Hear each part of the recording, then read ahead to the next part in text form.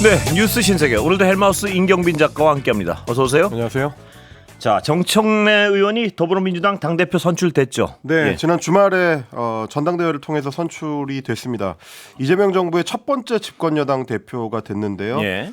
사선의 국회의원 민주당의 정청래 의원이 민주당의 새로운 당대표가 됐습니다. 그동안에 이제 강력한 개혁 당대표라는 이제 슬로건을 내걸고 권리당원 투표와 국민 여론조사에서 각각 압승을 거두면서 1년 임기에 민주당 당대표직에 취임을 했습니다.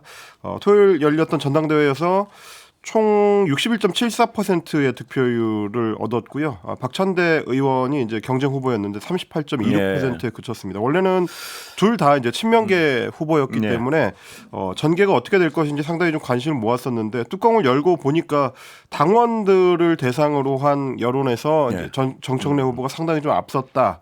이거를 이제 꼽을 수가 있겠는데 원인을 뭐 분석을 해보자면. 이재명 대통령의 핵심 공약인 검찰 개혁 등등을 비롯해서 여러 개혁 과제들을 완수를 하려면 이른바 이제 집권 초반에 골든 타임에 좌고우면하지 않고 밀어붙일 수 있는 그런 강력한 리더십이 필요하다. 이게 지금 민주당 당원들이 갖고 있는 그 전략적 판단인데요. 거기에 좀 어울리는 사람이 이제 정청래 대표가 아니었냐 이렇게들 분석을 하는 것 같습니다. 일단 국회 법제사법위원장을 지낼 때도 국민의힘의 반발을 누르고 뭐 주요한 특검법들을 계속해서 법사위에서 이제 그 당시 민주당 주도로 이제 통과시키는 거를 자신의 이제 성과로 내세웠고요. 그런 어떤 추진력이나 투쟁력 뭐 이런 것들이 이제 당원들한테 각인된 결과였던 것 같습니다. 그래서 취임하면서 내놓은 취임 일성도 당원들의 열망에 이제 화답하는 형식을 취하고 있습니다. 이렇게 얘기했습니다. 본인이 약속했던 것처럼 강력한 개혁 당대표가 돼서 검찰, 언론, 사법 3대 개혁을 추석 전에 그러니까 10월 초 이전에 반드시 마무리를 하겠다 이렇게 이제 선언을 했고요. 그러고 나서 이제 첫 번째 공식 외부 일정으로 어저께는 전남 나주에 있는 수해 현장을 다시 찾아서 복구 작업을 함께 했습니다. 그러니까 뭐 민생을 함께 살피는 개혁 대표가 되겠다 이런 메시지로 이제 풀이가 되는 건데 대야 관계에 있어서도 뭐 통상적인 여당 대표들이 내세우는 협치를 버리고 강공을 예고를 했습니다. 국민의힘을 겨냥해서 지금은 우리가 내란과의 전쟁을 치르고 있는 중이고 여야 개념으로 볼 게 아니라고 생각한다. 당이 앞장서서 내란 척결에 총력을 기울이겠다. 이렇게 얘기를 했습니다. 그러니까 이제 이 얘기를 그대로 해석하자면 내란 세력과 결별하지 못한 야당 국민의힘은 사실상 정당으로 어떤 협상 파트너로 보기 어렵다. 뭐 이런 취지의 얘기가 되는 겁니다. 개혁 입법도 뭐 상당히 속도감 있게 몰아붙이겠다. 뭐 이런 분명한 의지를 밝히는 것 같습니다. 보니까. 네, 오늘 뭐 7월 마지막 임시국회 마지막 그 본회의를 앞두고서도 뭐 강력한 의지를 표명을 했고 그래서 이제 오늘도 방송 3법의 첫 번째 테이프를 끊었습니다. 폭풍 같은 뭐 이런 표현도 있고요. 뭐 반면에 이제 야당에서는 상당히 좀 강하게 반발을 하고 있는데요. 통상적으로는 신임 당대표가 선출이 되면 각 정당 대표들을 만나서 일종의 이제 상견례를 갖는 게 이제 관례입니다. 뭐 이거는 꼭 민주당이 아니더라도 다른 정당이라면 이제 원내 정당들은 보통 이런 과정을 거치게 되는데 일단 이재명 대통령이 야당 대표던 시절에 지난해 8월 18일에 민주당 대표를 연임하고 난 이후에 보름 만에 한동훈 당시 국민의힘 대표와 회동을 한 적이 있고요. 그리고 지난 6월 13일에는 신임 원내대표에 선출된 김병기 민주당 의원 그때는 이제 당대표가 보궐인 상태였기 때문에 그 민주당의 대표직도 그 대행하게 됐었는데 당선 직후에 나흘 만에 당시 김용태 국민의힘 비대위원장 그리고 송원석 국민의힘 원내대표를 상견례로 회동을 한 바가 있습니다. 그런데 좀 전에 말씀드린 것처럼 이제 정청래 대표 같은 경우는 국민의힘을 협상 파트너로 인정하지 않겠다라는 태도를 취하고 있기 때문에 이런 이제 통상적인 상견례를 하지 않을 것 같다. 뭐 적어도 당분간은 그런 일은 없을 것 같다라는 분위기가 읽힙니다. 그러다 보니까 국민의힘에서 이제 주진우 의원 지금 이제 전당대회 후보로 나와 있는데요. 페이스북에 비판을 올렸습니다. 정 대표의 극단주의가 국민의 등을 돌리게 할 날이 머지 않았다. 뭐 이렇게 지적을 했고 안초수 의원 같은 경우도 역시 전당대회 후보로 나와 있는데 혹시나 했더니 역시나 첫 일성부터 망언이다. 거대 여당의 사령탑을 맡은 사람이 야당과 손잡지 않겠다라는 거는 곧 선전포고다. 뭐 이렇게 지금 비판을 내놓고 있는 상황입니다. 세게 부딪힐 수밖에 없겠군요. 당분간은. 네, 뭐 그런 분위기고요.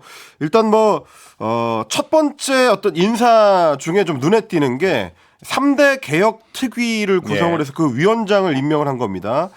취임하자마자 내놓은 검찰, 언론, 사법개혁 이 3대 개혁 과제에 대해서 각각 특별위원회를 설치를 했습니다. 그러면서 검찰개혁특별위원장에는 민영배 의원, 언론개혁특별위원장에는 이제 최민희 의원, 사법개혁특별위원장에는 백혜련 의원을 각각 임명을 했습니다. 이른바 이제 강성 정치인 전진 배치다 이렇게 지금 평가를 받고 있는데 일단 민영배 위원장 같은 경우는 검찰개혁 사법 중에서 이 중대범죄수사청의 설치법을 낸 당사자이기도 합니다. 본인이 굉장히 좀 강력하게 검찰 개혁을 그동안 목소리를 내왔었고 2021년에는 호남 지역에서는 처음으로 이재명 당시 경기도지사를 대선 후보로 공개 지지했던 뭐 그런 인물이기도 합니다. 대표적인 친명계 인사고요. 그리고 언론개혁 특위를 맡게 된 최민희 의원 같은 경우 뭐 아시다시피 지금 국회 과방위원장을 역임을 하면서 강력한 언론개혁을 주장을 하고 있고요. 그리고 또 주목해 볼 만한 게 당원 주권 정당 특위를 만들었는데 거기에 이제 장경태 서울시당위원장을 임명을 했습니다. 그러니까 당원 주권 정당이 되면 정 대표가 주창하고 있는 모든 당원 공평하게 1인 1표제. 그러니까 뭐 기존에는 이제 대의원제를 운영을 하면서 대의원들한테 상대적으로 당원들에 비해서 일반적인 권리당원들에 비해서 좀 더 강한 권한을 부여를 해왔었는데 전당대회에서는 그냥 다 똑같이 1인 1표제로 하자라는 취지의 이야기를 해왔었던 거거든요. 그걸 좀 추진을 하고 그리고 전당원 투표를 상설화해서 당원들의 목소리가 당의 의사결정 과정에 더 적극적으로 반영되도록 하겠다. 뭐 이런 취지의 입장을 밝혔었는데 그걸 지금 이제 추진하겠다라는 의지를 밝힌 겁니다. 자, 국민의힘은 당대표 후보 5인이요. 각자 어떤 얘기를 하고 있습니까 지금? 네, 어제 비전 발표회를 가졌습니다. 그런데 이제 비전 발표회의 내용이 뭐 정청래 대표가 그렇듯이 민주당과 이재명 정부를 향한 이제 강경한 투쟁 쪽에 초점이 좀 맞춰져 있습니다.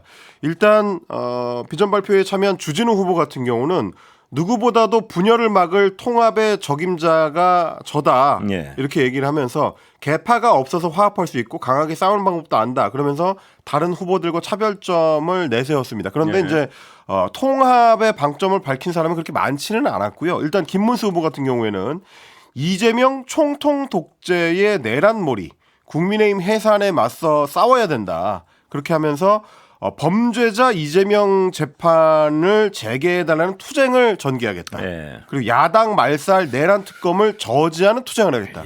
굉장히 좀 그 강한 어휘를 사용해가면서 이제 대결하겠다라는 쪽에 좀 방점을 뒀고요. 그리고 안철수 후보 같은 경우는 극단 세력과의 절연이 최우선이다라고 하면서 당 내에서도 이른바 이제 극우 세력과 절연하겠다라는 쪽에 초점을 맞췄습니다. 그러면서 인적 쇄신을 강조했고 당원들을 배신하고 윤 전 대통령과 계엄을 숭상하는 극단 세력을 당심으로 심판해야 된다.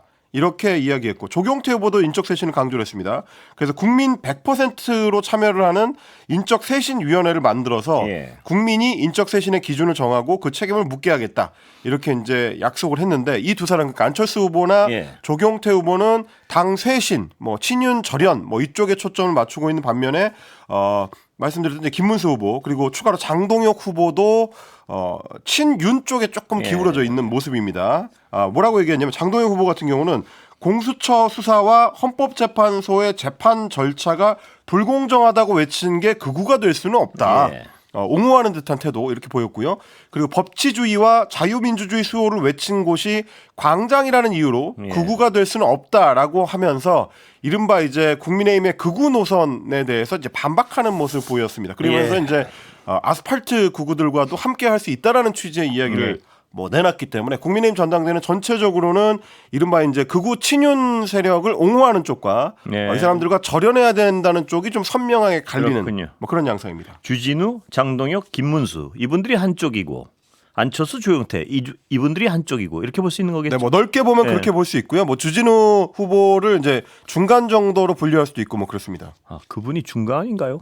굳이 따지자면 워낙 지금 이제 국민의힘 내부에서 극단적으로 이제 극우 세력에 대한 옹호 목소리가 높다 보니까 주진우 의원처럼 이제 뭐 계엄이 잘못됐다라고 하는 정도만 해도 국민의힘 내부에서는 중간 정도 아니냐 뭐 이런 쉽지 않은 평가가 나오는 놀랍습니다. 거죠. 예. 그런데요, 아까 정청래 의원 당대표 되고 나서요. 네. 개혁 입법도 속도를 엄청 굉장히 내고 있는데 방송법이 1번입니다. 네, 일단 예고돼 있었던 이제 개혁 법안들 중에서 첫 번째 타자는 이제 방송 3법 처리가 됐습니다. 원래 이제 오늘 오전까지만 하더라도 이른바 이제 노란봉투법, 노조법 개정안이 먼저가 될 것이냐, 방송 3법이 먼저가 될 것이냐, 뭐 이 여당 내에서도 상당히 좀 논의가 있었는데 결과적으로 이제 방송 3법을 우선 처리하기로 했습니다. 근데 이제 방송 3법을 우선 처리를 하려면 방송법이랑 방문진법이랑 한국교육방송법 이거를 이제 각각 처리를 해야 되기 때문에 다 여기에 대해서 이 세 가지 법안에 대해서 모두 국민의힘이 이제 필리버스터를 시행을 하게 되면 시일이 좀 오래 걸립니다. 그래서 이제 8월 5일에 종료가 되는 7월 임시국회 안에는 새 법을 다 통과시킬 수가 없어서 원래는 그래서 이제 노조법을 먼저 하지 않겠느냐라는 예상이 있었는데 민주당은 일단 방송법을 선택을 했고요. 그래서 이제 우원식 국회의장이 오늘 국회 본회의에서 방송법 일부 개정 법률안 대안을 상정한다라고 하면서 방송법 개정안을 먼저 상정을 했습니다. 그래서 국민의힘도 역시 여기에 반발하면서 신동욱 의원을 시작으로 필리버스터에 돌입을 했는데 송원석 비대위원장은 뭐라고 했느냐면 민주당이 지금 의회 민주주의를 송두리째 파괴하고 있다. 어느 법이 올라오든지 국민의힘은 필리버스터로 맞서 싸우겠다라고 주장을 했습니다. 뭐 말씀드렸던 것처럼 이제 일단 방송 3법이 올라오긴 했습니다만은 먼저 상정된 방송법을 내일까지 필리버스터를 하게 되면 이미 민주당은 필리버스터 개시 직후에 무제한 토론 종결 동의안을 이제 제출해 놓은 상태이기 때문에 24시간이 경과가 되면은 이 동의안에 대한 이제 표결 절차를 처리를 하게 될 거고요. 뭐 민주당이 일단 다른 야당들하고 합치면 5분의 3 이상의 의석을 뭐 갖고 있기 때문에 필리버스터를 강제 종료시키고 곧바로 좀 통과를 시킬 걸로 보입니다. 그리고 나서 이제 나머지 두 개의 방송법에 대해서도 방송법 개정안에 대해서도 처리를 하고 그리고 뭐 노조법 그러니까 노란봉투법 같은 경우도 8월 안에 뭐 처리를 한다. 그렇게 되면 이제 다음 임시국회 본회의가 아마 8월 21일 정도가 되지 않을까 예상이 되고 있는데 그 전후한 시기에 나머지 쟁점 법안들 지금 상법 개정안도 지금 처리를 대기하고 있거든요. 뭐 이런 것들도 추진될 걸로 보입니다. 자, 검찰 특검 얘기 좀 해볼까요? 이번 주에 내일 모레죠? 김건희 씨 소환되는 게 지금 김건희 씨가 수사 대상이 된 이후에 처음으로 이른바 포토라인 앞에 설 날이 이제 오는 6일입니다. 김건희 씨를 처음으로 소환 조사를 하는 게 이제 특검이 됐습니다. 김건희 특검에서 소환 조사를 하고요. 그리고 또 다음 날인 8월 7일은 윤석열 씨에 대한 체포영장이 만료되는 날이기 때문에 이번 주가 이른바 윤석열 부부에 대한 수사 슈퍼위크다. 뭐 이런 이제 평가도 있습니다. 6일 김건희 씨가 소환 조사 되기 전에 그러니까 내일쯤에 윤석열 씨에 대한 체포영장 재집행이 시도될 가능성이 좀 높게 점쳐지고 있습니다. 그리고 왜냐하면 이제 6일에는 또 이제 김건희 씨 소환 조사가 있기 때문에 그날 또 추가로 체포영장을 진행하지는 않을 것 같고 만약에 내일 안 된다 그러면 이제 그 이후에도 또 특검이 그 윤석열 씨에 대한 체포영장 집행을 시도할 수 있기 때문에 뭐 그러려면 이제 7일까지는 날짜를 확보해야 되지 않느냐. 그래서 아마 내일 추가 집행을 시도할 걸로 좀 점쳐지는. 뭐 그런 내일은 강제적으로 끌어낼 것이다. 이런 전망이 많습니까? 아니면 어떻습니까? 뭐 지난번에 그러니까 금요일에 철수를 하면서도 다음번 재집행 때는 물리력을 행사할 수 있다라고 특검이 윤석열 씨한테 이제 고지를 해놓은 상태라서 재집행을 하게 되면 물리력 행사를 시도할 수도 있긴 합니다만 뭐 여전히 변수가 좀 많이 있습니다. 일단 뭐 사법 경찰관들을 바로 대동하고 들어갈 수 있는 상황이 아니기 때문에 그리고 이제 뭐 특검이라든지 특검보라든지 이런 인물들은 직접 물리력을 행사하는 사람들은 아니고요. 그래서 서울구치소의 교도관들의 협조를 받아야 되는데 서울구치소의 내부 규정에 따르면 뭐 폭동이 일어나거나 뭐 재수자의 어떤 신변이 직접적으로 위협을 받거나 생명이 위험하거나 뭐 이런 어떤 상황이 아니라 그러면 내부 규정에 딱 맞진 않다 이거죠, 그러니까. 내부 규정상으로는 물리력을 직접 행사하는 게 이제 쉽지 않다라는 게 서울구치소가 그동안 보내왔던 입장이기 때문에 특검이 물론 강경하게 좀 시도를 하겠습니다만 실제로 가능할지 여부는 좀 지켜보긴 해야 됩니다. 다만 오늘 이제 특검에서 밝힌 바에 따르면 윤석열 씨가 특검 팀에서 일하던 뭐 지난 이제 박근혜 최순실 국정농단 사태 당시에도 특검팀 소속이었던 윤석열 씨의 이제 윤석열 수사팀장의 지휘 하에 그때 이제 최서원 씨에 대해서 이제 물리력을 동원한 실제 뭐 인치 조치가 이루어졌었기 때문에 뭐 같은 조치를 취하는 것이다. 이게 지금 이제 특검의 입장이거든요. 물론 뭐 그 당시에도 최순실 씨, 최서원 씨의 어떤 저항이 어느 정도였는지 윤석열 씨처럼 뭐 이렇게 뭐 그 옷을 벗고 드러눕는 수준이었는지는 알 수 없습니다만 내일 이제 이뤄지는 조치에 따라서는 실제 구인이 가능할 수도 있다. 뭐 다만 뭐 전에도 말씀드린 것처럼 구인 조치가 이루어진다고 하더라도 윤석열 씨가 수사에 좀 순조롭게 협조할 가능성은 또 거의 없죠, 낮기 지금? 때문에 뭐 여러 가지로 특검에서 상황을 좀 고려할 걸로 보입니다. 예. 김건희 씨는 하여튼 모레 처음으로 이제 국민들 앞에 포토라인에 서게 될 것 같은데. 네.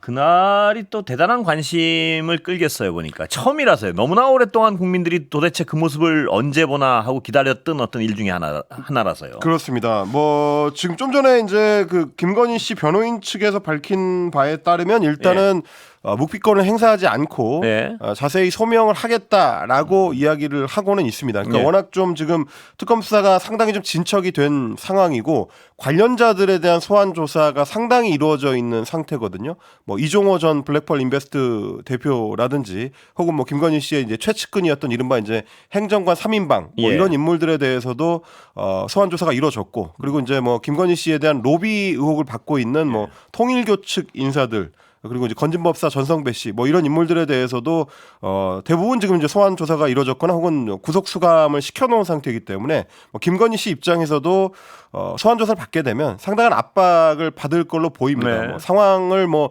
충분히 파악하지 못한 상태로 이제 특검에 나올 가능성이 높기 때문에 뭐 내일 모레 있을 그 소환 조사가 이 수사의 어떤 분수령이 될 걸로 보입니다. 그런데요, 그 와중에. 김건희 씨가 쓰던 비아폰은 최상위 A그룹이다. 그러니까 이 비아폰도 등급이 있나 보죠? 네, 김건희 씨가 지급받아서 사용했었던 비아폰의 일단 등록명, 뭐 한겨레에서 이제 그 취재한 바에 따르면 이제 등록명이 경호처의 공식 문건에 이제 등록된 걸로는 이제 영부인님이라고 등록이 돼 있었다고 하고요.